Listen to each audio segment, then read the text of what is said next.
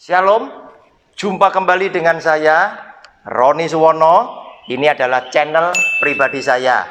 Sahabat yang saya kasih, Anda yang suka menonton video saya, jangan lupa like setiap kali menonton. Bagikan juga kepada sahabat-sahabat yang Anda cintai, agar semua sahabat-sahabat kita mendapat berkat yang sama.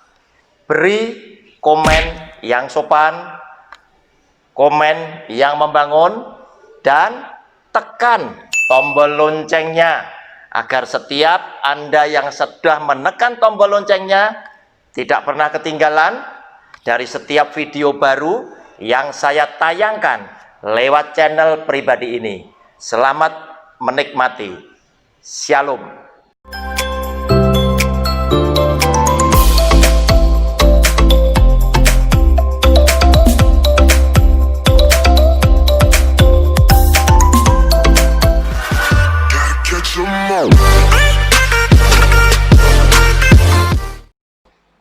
Shalom, jumpa kembali dengan channel pribadi saya lewat program Sabar. Selidiki Alkitab bersama Roni Suwono. Saudara, inilah rahasia saudara dan saya hidup diberkati oleh Tuhan dengan berkat-berkat rohani yang akan menyertai kehidupan saudara. Demikian pula dengan berkat jasmani yang mencukupkan segala nafkah rezeki buat saudara dan saya bersama dengan keluarga kita masing-masing.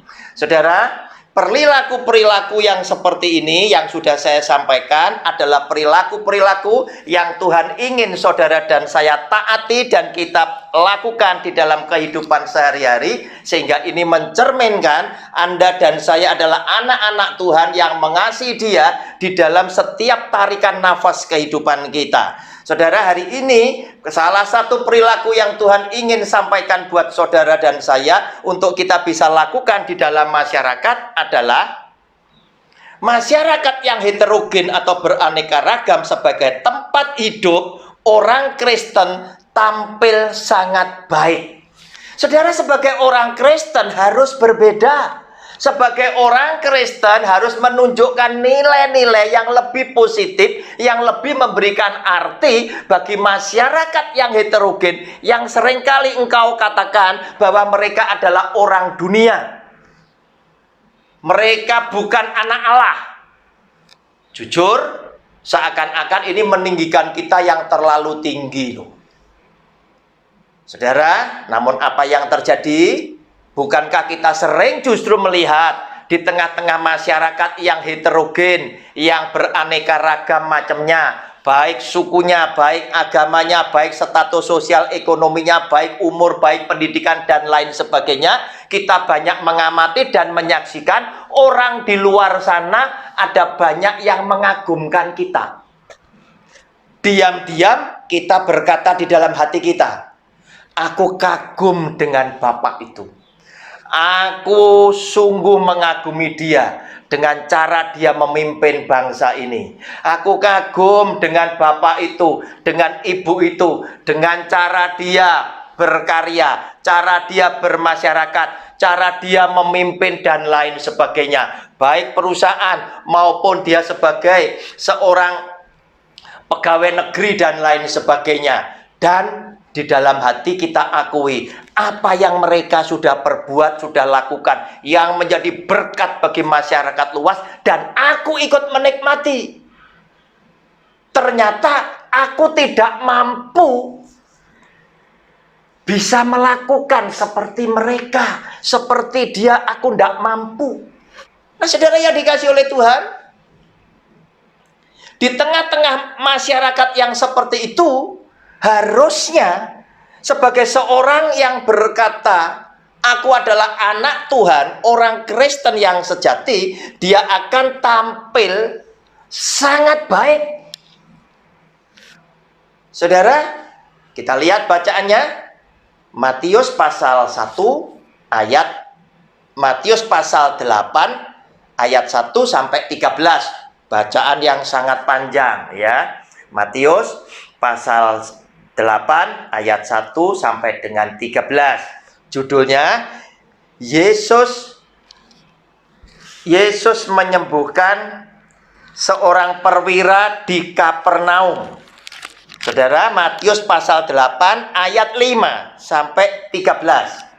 Maaf, ayat 5 sampai dengan 13. Ketika Yesus masuk ke Kapernaum, datanglah seorang perwira mendapatkan dia dan memohon kepadanya, "Tuan, hambaku," dia punya seorang hamba, terbaring di rumah karena sakit lumpuh dan ia sangat menderita. Yesus berkata kepadanya, "Aku akan datang menyembuhkannya." Tetapi jawab perwira itu kepadanya, "Tuan, aku tidak layak menerima Tuan di dalam rumahku. Katakan saja sepatah kata, maka hambaku itu akan sembuh. Sebab aku sendiri seorang bawahan dan di bawahku ada pula prajurit. Jika aku berkata kepada salah seorang prajurit itu, 'Pergi,' maka ia pergi, dan kepada seorang lagi, 'Datang,' maka ia datang. Ataupun kepada hambaku, 'Kerjakan ini,' maka ia mengerjakannya." Setelah Yesus mendengar hal itu, heranlah ia dan berkata kepada mereka yang mengikutinya, "Aku berkata kepadamu, sesungguhnya iman sebesar ini tidak pernah aku jumpai pada seorang pun di antara orang Israel. Aku berkata kepadamu, banyak orang akan datang dari timur dan barat dan duduk makan bersama-sama dengan Abraham, Ishak dan Yakub di dalam kerajaan sorga. Sedangkan," saudara perhatikan ayat 11 dan 12, itu jadi satu sebetulnya. "Sedangkan anak-anak kerajaan itu akan dicampakkan ke dalam kegelapan yang paling gelap. Di sanalah akan terdapat ratap dan kertak gigi." Lalu Yesus berkata kepada perwira itu, "Pulanglah dan jadilah kepadamu seperti yang engkau percaya." Maka pada saat itu juga sembuhlah hambanya. Saudara, ketika Tuhan Yesus datang di Kapernaum, mendadak ada seorang perwira yang sujud menyembah kepada dia, dan seorang perwira ini punya seorang hamba yang sakit karena lumpuh dan ada di rumahnya dia. Saudara, dia memohon kepada Tuhan Yesus agar Tuhan Yesus mau menyembuhkan hambanya dia yang sakit. Jawab Tuhan Yesus, "Aku akan datang menyembuhkan dia." Saudara, pertanyaannya, seorang perwira ini bangsa Yahudi atau bukan? Yang pasti ini adalah orang Romawi, bangsa Romawi yang pada saat itu sedang berkuasa menjajah bangsa Israel, dan yang nantinya bangsa Romawi ini tadi, pemerintahan Romawi yang akan membunuh dan menyalibkan Kristus. Nah, saudara lihat apa yang dilakukan oleh orang Romawi ini, yang mungkin orang-orang berkata, "Ini kan bukan orang percaya, ini kan orang kafir, karena mereka bukan pengikut Kristus. Bahkan mereka nanti yang akan menyalibkan." Nah, saudara, ketika Yesus Kristus Tuhan berkata, "Aku akan datang menyembuhkan hambamu," orang ini berbicara, "Tuan, tidak perlu Tuan datang ke tempatku, aku tidak layak menerima engkau." Sepertinya dia mengakui bahwa keberadaannya dia adalah sangat tidak layak untuk menerima Yesus yang dimintai tolong oleh dia, karena Yesus terlalu tinggi, terlalu mulia bagi dia. Oleh karena itu, Tuhan, tidak usah ngerepoti. Silakan Tuhan berfirman saja, bersabda saja di tempat ini, maka hambaku akan sembuh. Kenapa? Karena aku ini adalah seorang bawahan. Aku punya atasan, tetapi aku pun punya bawahan, yang ketika aku perintahkan bawahanku datang kemari, maka dia datanglah kemari. Dan ketika aku perintahkan pergilah, dan mereka akan pergi. Kerjakan ini dan mereka akan mengerjakan sesuai dengan perintahku. Engkau adalah Tuhan yang Maha Kuasa, yang engkau bisa perintahkan segala sakit penyakit itu untuk pergi dari hambaku. Saudara, inilah yang disampaikan oleh orang yang kafir itu, ya, oleh orang bangsa Romawi itu yang nantinya akan membunuh Yesus. Nah, saudara, apa yang terjadi? Demi mendengar pernyataan yang luar biasa itu, saudara perhatikan ayat 10, 11, dan 12. Saudara, lihat ayat yang ke-10. Setelah Yesus mendengar hal itu, heranlah ia dan berkata kepada mereka yang mengikutinya, Aku berkata kepadamu, sesungguhnya iman sebesar ini tidak pernah aku jumpai pada seorang pun di antara orang Israel. Nah, saudara lihat, iman yang sebesar ini tidak pernah aku jumpai di antara orang Israel sekalipun. Berarti ini adalah yang terbaik daripada iman bangsa Israel kepada dia. Nah, saudara, pertanyaan saya, apakah orang yang mengagumkan ini tidak diselamatkan oleh Kristus? Sedangkan orang-orang Israel, saudara dan saya yang sering ngaku Israel rohani, orang percaya ini tadi, belum tentu menyenangkan hati Tuhan. Bahkan seringkali kita hanya minta keselamatan tanpa banyak berbuat kebaikan dan kebenaran di tengah-tengah masyarakat yang heterogen ini. Tetapi orang Romawi ini telah membuat dia heran pada ayat yang ke-10. Mengagumkan sekali iman yang luar biasa yang dinyatakan oleh perwira daripada Romawi ini tadi. Nah, saudara, orang selalu berpikir selamat karena iman. Nah, saudara lihat, yang disebut oleh Yesus Kristus Tuhan iman ini tadi bukan berarti orang ini diberi syarat oleh Kristus. Jika hambamu tak sembuhkan, kamu harus jadi pengikutku. Tidak ada syarat itu. Tidak sama dengan kita yang seakan-akan semangat mendoakan seseorang karena orang itu didesak. Atau mungkin orang itu berjanji, jika aku nanti sembuh, aku akan jadi orang Kristen. Tidak ada syarat untuk itu. Kenapa? Karena Tuhan adalah Allah yang tulus hatinya, yang murah hatinya, yang mengasihi setiap umat ciptaannya. Saudara perlu garis bawahi, dia adalah Tuhan yang mengasihi seluruh umat ciptaannya. Saudara, apa yang terjadi? Dia heran dengan iman itu tadi. Iman yang seperti apa?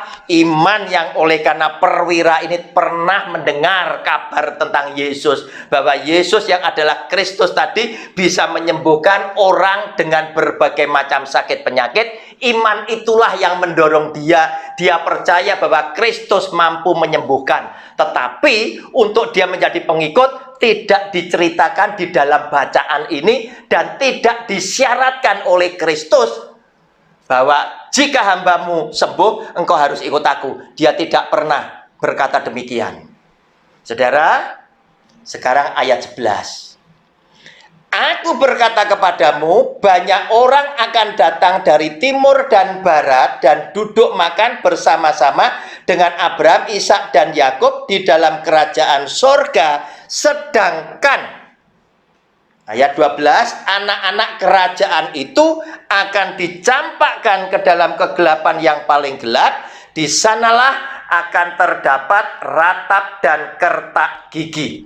Saudara, pertanyaan saya, orang yang datang dari timur dan barat kemudian makan bersama dengan Abraham, Ishak, dan Yakub dalam kerajaan surga itu siapa? Bangsa Yahudi kah? Pastinya tidak, karena ayat 12 berkata, sedangkan anak-anak kerajaan itu adalah bangsa Yahudi. Sedangkan anak-anak kerajaan itu adalah saudara dan saya yang seringkali terlalu yakin dengan diri kita terlalu tinggi, namun kita tidak melakukan perbuatan apa-apa. Bahkan seringkali perbuatan kita, iman kita mengecewakan Kristus sebagai Tuhan dan Juru Selamat kita. Namun justru orang yang dari luar tadi, diibaratkan dari timur dan barat sedang makan bersama Abraham, Ishak dan Yakub dalam kerajaan surga. Makan melambangkan persekutuan yang indah, menunjukkan kedekatan mereka, hubungan dekat mereka hingga mereka bisa semeja hidangan dengan Abraham, Ishak dan Yakub. Oleh karena itu, saudara, kita lihat Yesus yang adalah Tuhan nantinya akan menghakimi setiap orang lewat perbuatan masing-masing. Orang dihakimi lewat perbuatan masing-masing, tetapi orang diselamatkan lewat iman, bukan usaha kita. Namun iman yang seperti apa? Iman dikatakan di dalam Alkitab adalah mati jika tidak ada perbuatan. Terus kemudian perbuatan yang seperti apa iman itu? Iman adalah perbuatan nyata yang dilakukan oleh seseorang oleh karena perintah Tuhan. Sama contohnya ketika Tuhan berfirman kepada Abraham, Abraham, tinggalkan negeri nenek moyangmu, kamu nanti menuju kepada negeri yang akan aku tunjukkan. Ketika Abraham bangkit berdiri, dia meninggalkan negeri nenek moyangnya di tengah kemapanan yang dia sudah dapat, kemudian dia berjalan menuju negeri yang dia tidak tahu. Itulah iman, karena dia berbuat sesuai dengan perintah Tuhan. Shalom, Tuhan Yesus memberkati kita semuanya. Kita berjumpa pada video yang akan datang. Haleluya, amin.